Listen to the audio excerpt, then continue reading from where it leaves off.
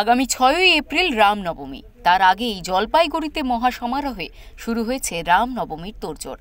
উল্লেখ্য, তৃণমূল বিধায়ক রাজীব বন্দ্যোপাধ্যায় রামনবমীর দিন বাড়িতে থাকার বার্তা দিয়েছেন।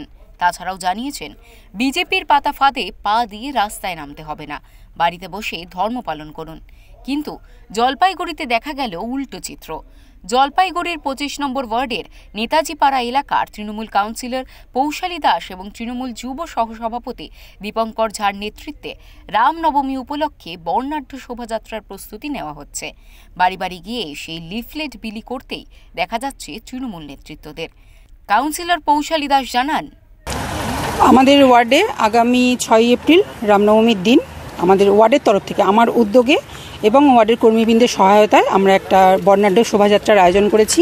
দেখুন, সেটাকে মান্যতা অবশ্যই দিচ্ছি, কেন দেবো না, মান্যতা অবশ্যই দিচ্ছি। কিন্তু যেহেতু আমাদের প্রোগ্রামটা আগে থেকে ঠিক করা ছিল এবং সেভাবে কোনো নেতৃত্ব, দলীয় নেতৃত্ব বা কেউ আমাদের কোনো সেরকম কোনো রোকটোক দেয়নি সেরকম, সেই জন্য আমরা উদ্যোগ নিয়ে আমরা প্রোগ্রামটা আশা করি সাকসেস হবে আমরা করতে চাচ্ছি।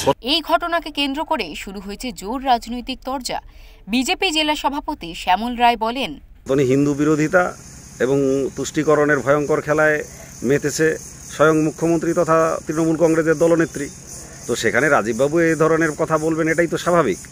আমার মনে হচ্ছে ওই রাজীববাবু তৃণমূলে ভালো দর পাচ্ছেন না, তৃণমূলে ভালো দর পাওয়ার জন্য এ ধরনের কথা বলছেন। অপরদিকে বিজেপি সাধারণ সম্পাদক শ্যামপ্রসাদ জানান, যেই রাম নাম শুনলে তাদের নেত্রী ক্ষেপে যান এবং মিডিয়ার সম্মুখে গালাগাল বলে সম্বোধন করেন রাম নামকে।